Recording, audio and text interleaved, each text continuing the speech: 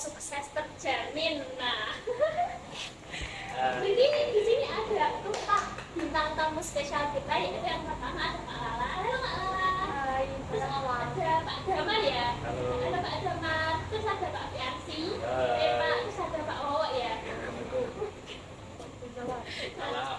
Gimana Pak Wowo ya. Jadi sekarang ada kali ya.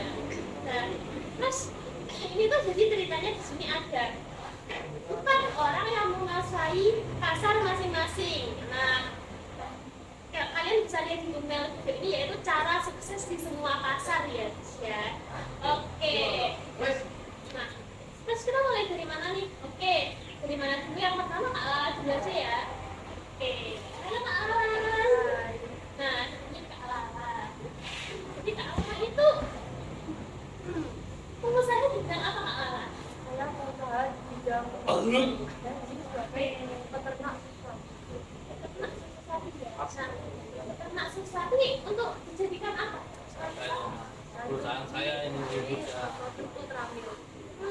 Jadi Kak Lala itu providernya utama. Oke. Mas. Terus Nah, ini mau asal mulanya di sini Kak Rena nggak bisa dikutip kok. Jadi saya itu dari kecil saya itu suka ikut bangke gitu. Jadi kakek saya dulu tuh Walaupun kita dari banyak santai sapi gitu, tapi bukan sapi perah. Cuman saya kayak kadang terus dan saya kayak suka sama sapi gitu. kalau nggak semuanya sama orang ya, tapi Ya, ada ya ada sapi kan. Saya kayak suka. Jadi mulainya Kak Lala bikin bisnis itu malah terinspirasi dari Kak Lala ya. Ya, Terus kalau kekurangan sama kelebihannya di pasar Suami di tidak melakukan bisnis ini apa? itu saya kita tidak kayak bentar.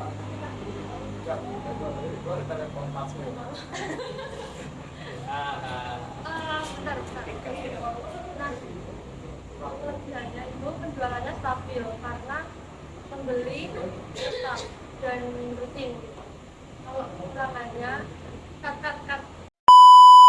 kekurangannya harganya ditentukan oleh pembeli. Jadi peternak itu tidak bisa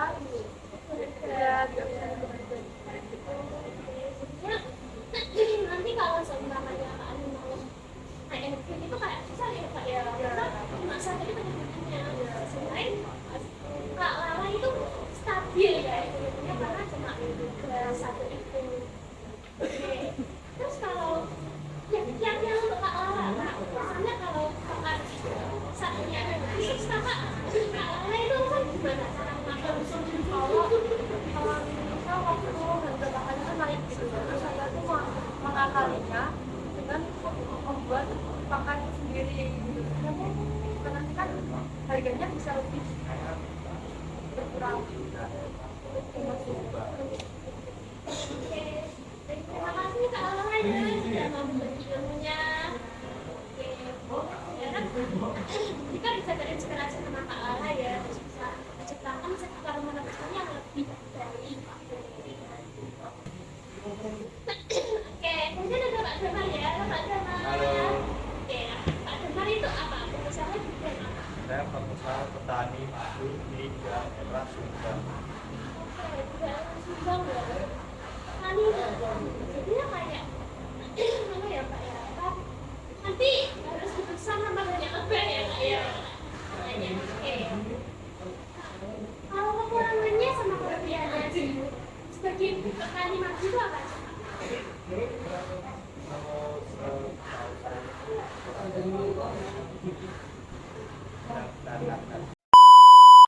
Oke, terus selanjutnya ada Pak Damar ya, halo Pak Damar. Oke, nah Pak Damar ini pengusaha apa? Bidang apa Pak Damar? Saya pengusaha di Kabupaten Atambua. Saya provinsi di daerah Sumbar, Sumatera.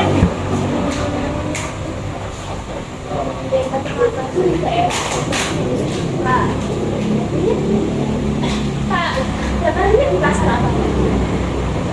Selesainya sempurna. Saya sempurna ya, jadinya kayak nanti Pak Damar itu gimana Pak Damar yang produksi madunya terus dikasihkan kayak ke seller yang lainnya gitu atau gimana?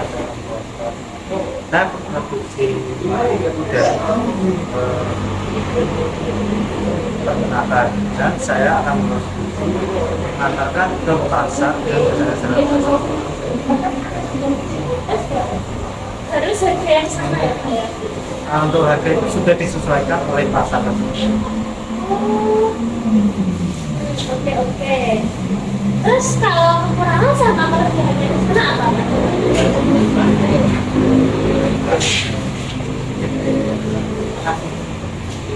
Ya, ini dari kelebihan harga itu pasar madu begitu terus dapat menentukan harga madu sepihak. Untuk harga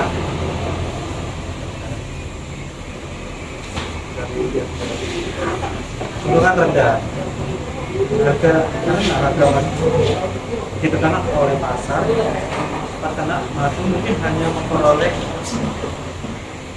keuntungan yang rendah itu tadi.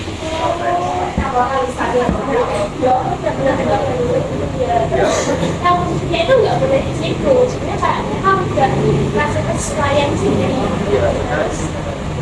Oke. Terus kan dia bertahan di pasar saingan sempurna itu apa? Dia bertahannya. Terhadap perubahan harga madu dapat fluktuasi karena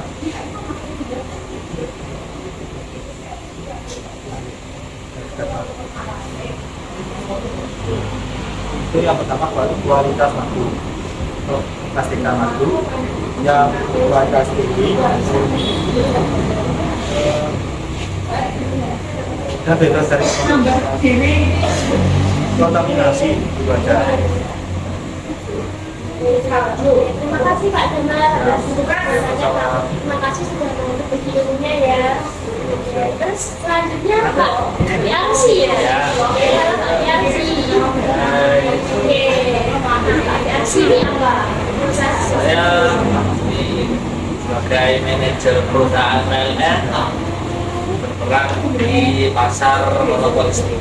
Oke. Monopoli. Oke. Pasar monopoli ya Pak Alvin ya. Ya, betul. Oke. Jadi kalau ini listrik ini jadi semua itu dari PLN Pak Alvin ya yang Betul. manajernya. Oke. Boleh.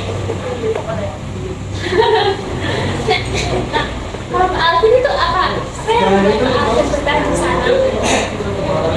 Saya bertahan di sana itu karena kayak menantang gitu. Jadi setiap ada jadi saya itu bertugas untuk membenarkan yang listrik yang rusak lah itu. Memang tidak PLN. Enggak, saya yang dulu. Ini listrik ya berarti Pak Alvin yang dulu ya. Iya Pak. Nah kalau kekurangannya di pasar monopoli sebagai PLN itu apa coba? Nah, Kan sebagai kekurangannya manajer ya. itu dari sebenarnya pelanggan kan banyak yang komplain tentang Pak, di sini rusak, yang situ rusak, banyak yang rusak karena kejadian entah gempa, banjir dan segalanya. Betul sama PLN ya kalau banjir atau gempa gitu ya. Iya. Ada itu kadang saya juga terasa tertantang ya, kesulitan juga ya. Kiat-kiatnya jadi manajer di PLN Pak. Kiat-kiat bisa bertahan itu kalau bertahan itu karena teman-teman saya yang solid. Jadi kami dari satu sama lain itu sudah menganggap sebagai keluarga, saling menjaga. Walaupun di bawah tekanan, tapi tetap bersama. Berarti untuk yang biasanya itu listrik ya kalau di PLN Ya ya. betul. Kalau di Indonesia tuh yang paling PLN yang paling berpengaruh yang berdasarkan tenaga listrik. Untuk sementara ya dari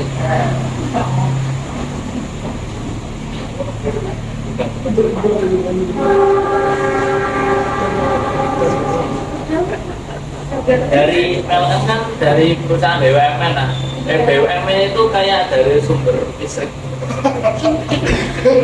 Iya, nanti semua pembangkit listrik itu kan dihubungkan ke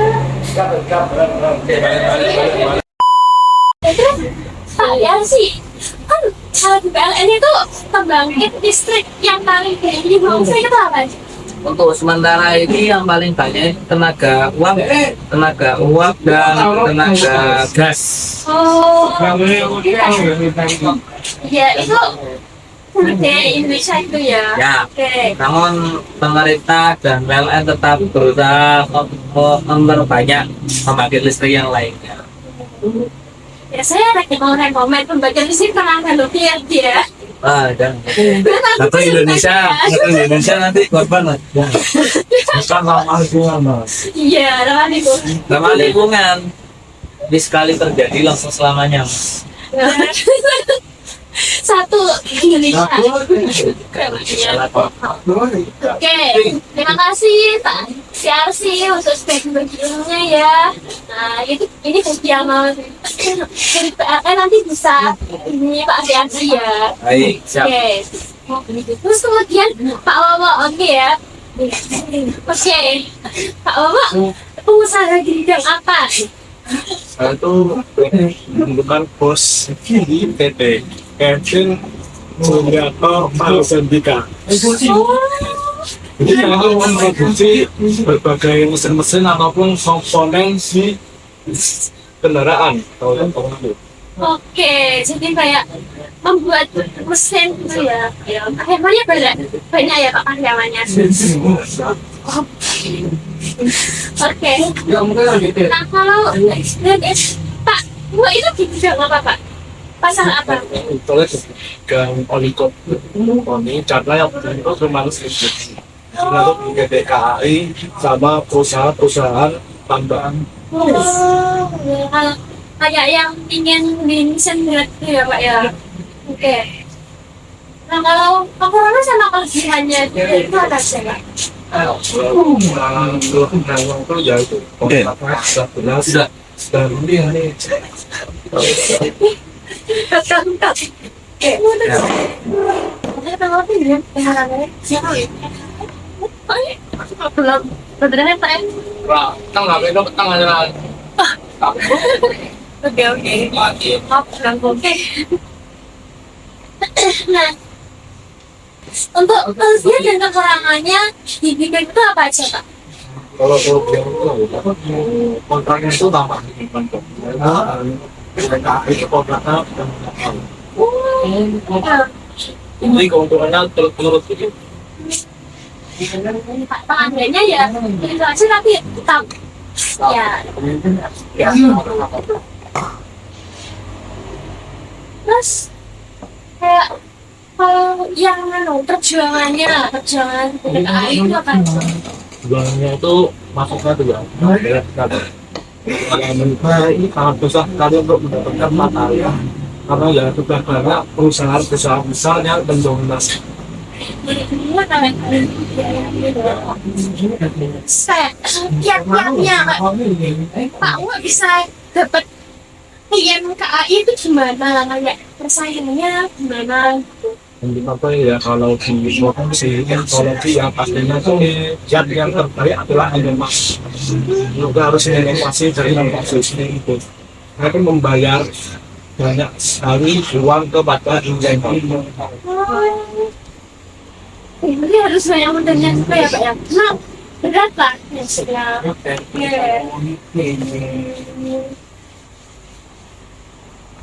Iya, maaf. Langsung Pak. Aku nggak lebih kelas. Apa nusa cakrawala? Terima kasih. Iya. Oke, terima kasih ya Pak Wa sudah mau bergabung sama kita sahabat Nusa Cakrawala. Terima kasih. Semoga ini bisa bermanfaat ya untuk para sahabat Nusa Cakrawala yang ingin merintis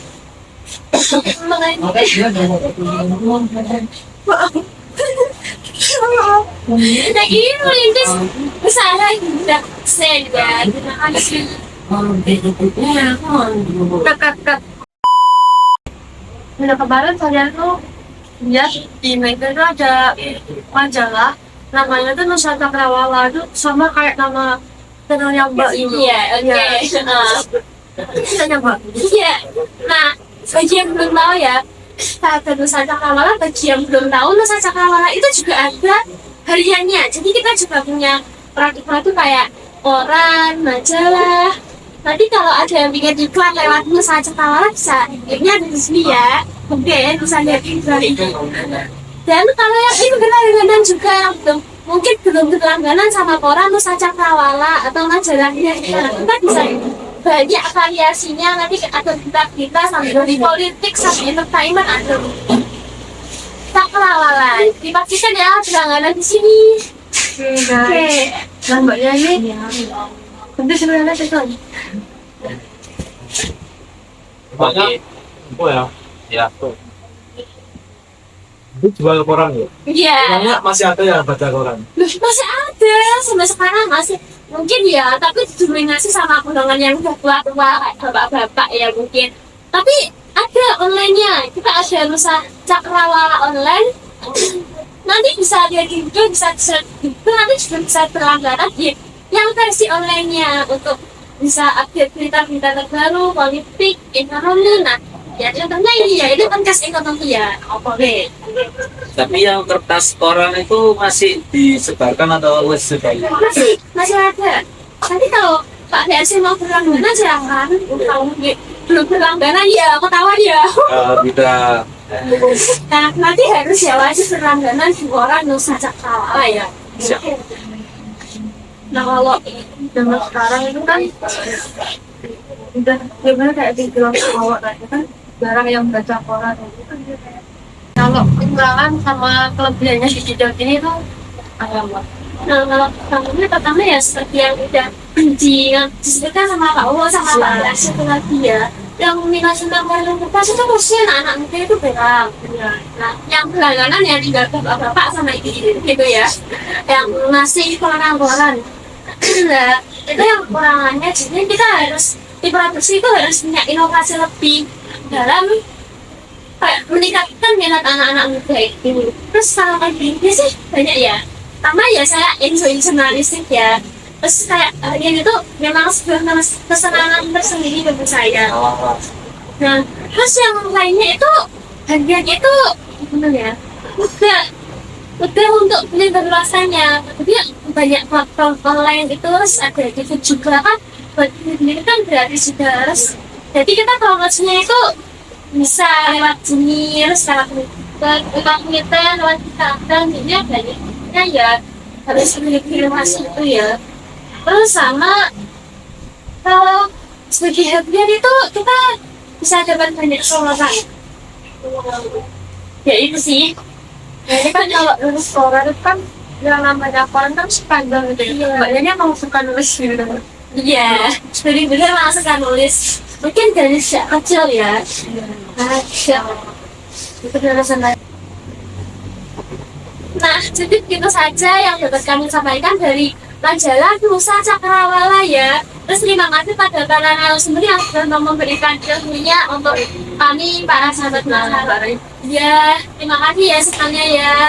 Nah, semoga dengan adanya podcast itu kita bisa menambah pengetahuan tentang dunia ekonomi, tentang pasar ya, kayak kiat-kiat tadi bisa dilihat, bisa kiat-kiat tadi yang sudah dicantumkan, yang sudah dibicarakan oleh para narasumber ini sebetulnya bisa diterapkan dalam kehidupan sehari-hari. Mungkin kalian yang ingin merintis bisnis tadi bisa lihat dari mbak-mbak mas-mas yang udah sukses di sini, oke? Oh, saya. Oke, mungkin nomornya di sini ya. Nanti kalau mau konsultasi lebih lanjut, oke? Oke, baik. Jangan lupa like, comment, dan subscribe. Oke, subscribe ya di sini ya untuk biar dapat ilmu yang lebih banyak lagi, oke? Udah, gitu aja dari kami. Terima kasih. Sampai jumpa di podcast selanjutnya. Dadah.